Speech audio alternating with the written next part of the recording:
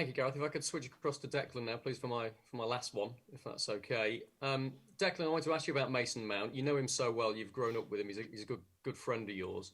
He tends to get a lot of stick on social media, and I wonder what you make of that. Do a lot of people fail to appreciate what he offers to a side and just how adaptable he is? And does he talk to you about that sort of thing? No, we don't speak about it. But like you just said, then I think it's very harsh. I witness it here.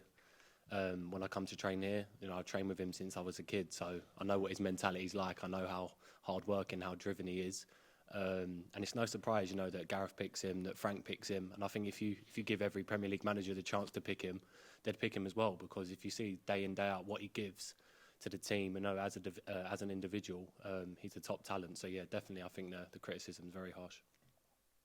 Thank you. Thanks, Rob. Next, we'll move to John Murray from BBC Five Live. Hiya, Gareth. Hi, John. When you take everything into account with this, the fact that it's behind closed doors, the players who are available, how the match went last month, how tall an order is it to go to Belgium and win this? And also, are you having to alter your approach because of the need to win? Well, I think we know they've lost 2 games in 28, so they're a fantastic team, and they've proven that over a long period of time. But our aim is to be the best team in the world, and we've got to hunt these teams down. We were able to do it at Wembley. I think we saw what a top side they are there, so we know that we had to be at our very best with and without the ball to get that result. That will be the same tomorrow, but we're not fearful. We've got to go into the game with a very positive mindset, and we know that we can hurt teams. We've got players who can score goals, and we know we've conceded 2 in our last 9 games. So, we're an improving team. We're a team that are going to get better over the next few years.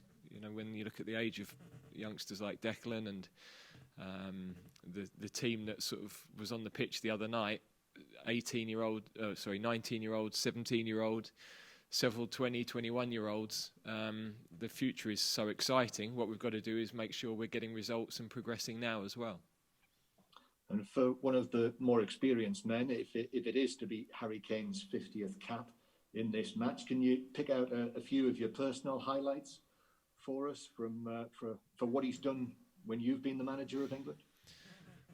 Well, the first thing that springs to mind is his first goal for England that was with Roy, because we were with the under-21s, and of course whenever one of your players gets called into the seniors, you're looking at how they get on. So I remember us being in a hotel and hearing that he'd scored his first goal. We weren't able to watch the game, we'd been playing ourselves, but that was a brilliant moment for all of us, because you want to see those boys progress and do well. The equaliser at Hampden sticks in my mind. That was a very important goal for us at a critical moment, and of course his goals in the World Cup. To win the Golden Boot is an incredible personal achievement, and the journey everybody went on. So, look, there have been so many, but it's a special moment for him. We've had 3 or 4 players get to that sort of 50 cap milestone in the last year or so, and for all of them, it's a fantastic achievement. Thanks, Gareth. Thanks, John. We'll stay with BBC Five Live briefly, because Ian Dennis has got a few questions for Declan Rice. Thanks, Andy. Hi, Declan. Gareth said the other day that he's been happier with the experiences of playing in this set of autumn games than last autumn. And he said he described it as a period of learning. I just wondered what you would say from a playing point of view that you've learnt the most against this step up in opposition. Well, yeah, obviously there's been a lot of changes. Obviously the formation being one. We used to be a 4-3-3 team, and now we've changed to a 3-4-3. So obviously for me on the pitch, I'm adapting. I'm always learning about my positional changes, how to get on the ball. And of course, last month I got to play against Belgium, who are the number 1 team in the world. And, when you're up against that top talent, you have to be so on your game and so focused. And, for me as a player, that's where I need to set my stall at. I want to be playing against them teams week in, week out, and I need to be competing at the level.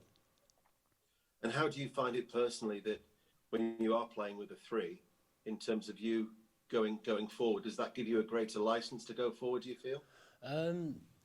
It gives you a bit of a different balance. Obviously, you've got the three behind you to protect, and obviously against Belgium it was me and Hendo. But then obviously going forward as well, you get a 5 because the fullbacks are bombing on with the 3 attackers. So it's kind of like a 5 to attack and like a 5 to defend with me and Hendo just in front. So we need to stagger the way we play. I think if one of us was bombing on forward all the time, it would leave us a bit open to counter attacks. But yeah, no, it's working really well at the moment. And like Gareth said, we're not really conceding goals, which is good. So yeah, we need to keep that up. Thanks, Ian. Next, we'll turn to Faye Carruthers from TalkSport. Hi Gareth, hi Declan. Start with you first, Gareth, if that's okay. Romelu Lukaku caused the defence a lot of problems in that last game. What do you need to improve on to keep him contained? And is returning to a back four an option for you? Well, he's, of course, we were talking about Harry. Romelu is one of the top number 9s in the world. They're different sorts of players. But you've got to try and stop the service into him first and foremost, and then you've got to make sure that you're organised and the individual defending against him is strong and resilient. He's a very good player, so it's a brilliant test for our defenders. But of course, it's the service into him that's such high quality as well. The players around him. In terms of the formation, we have to be adaptable. We talk about tactical systems, but on the pitch during the game, players have to adapt and adjust positions, the movement of the opposition, the interchanging of position. You can write a formation down at the start of the game, but there aren't many moments within the game when the players are actually in those positions, because when you're in possession, you're overlapping or you're interchanging position. When you're out of possession, you're being pulled into areas where maybe you've got to make decisions as to where you want to go. So the game is so fluid, I think always has been, but I think increasingly so, that players have just got to make sure they make good decisions. But we've got to help them to paint the pictures before they go on the pitch as much as we can. Harry Maguire's obviously unavailable for this game, but is he travelling with you to Belgium? Yes, yeah. I mean, Harry's with the squad because we're also preparing for the next game as well, and we stay in Belgium after the game tomorrow. So training for Wednesday's game, the first session will be in Belgium. You've also decided to keep Jude Bellingham with you. You said you weren't sure whether you were going to do that. So what influenced your decision to keep him? Firstly, I think it's great experience for him to stay with us and to be involved in these competitive matches as well.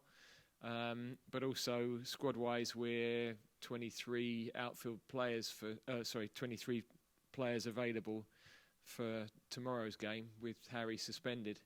So, we can't call anybody else in because you have to have the testing 2 days before the game. So it makes sense for him to stay with us and have that experience. Great, thank you.